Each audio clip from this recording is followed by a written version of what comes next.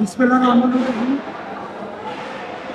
আজকে দোয়া মাহফিলের মূল কারণ হলো অবিভক্ত ঢাকার মহানগর বিএনপির সভাপতি, বীর মুক্তিযোদ্ধা, গেরিলা যোদ্ধা, সাবেক সফল মেয়র, সফল মন্ত্রী, পুরান ঢাকার মানুষের প্রাণপ্রিয় নেতা, ভাই বললে সবাই চেনে, সেটা হলো সাদেক হোসেন খোকা।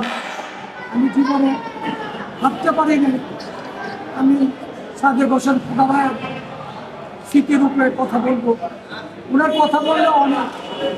আমরা যে কমিটি সেন্টারে দাঁড়িয়ে আছি, দেখেন ক্ষমতায় ছিল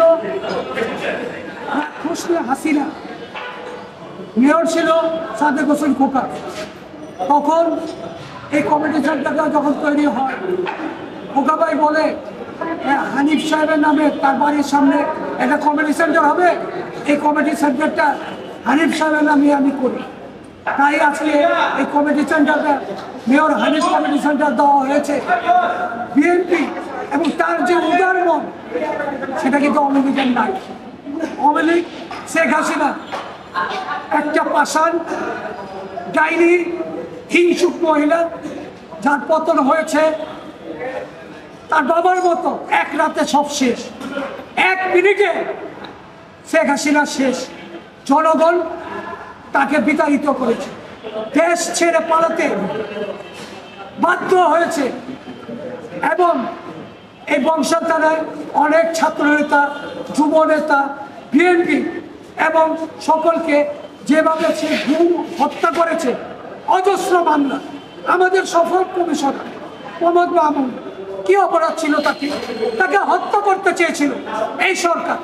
সে নিজের জীবনকে বাজি রেখে নিজের জীবনকে রক্ষা করার জন্য 6 তলার উপর থেকে লাফ দিয়েছে, কারণ সে বাঁচার চেষ্টা করেছে। আজকে দেখেন তার 2টা পা ভেঙে গেছে, সে হাঁটতে পারে না, সে খুঁড়িয়ে খুঁড়িয়ে হাঁটে। তার যন্ত্রণায় তার ভাইটা মারা গেছে, মোহাম্মদ মাসুম ভাই, তারও আমরা দোয়া মাহফিল করেছি।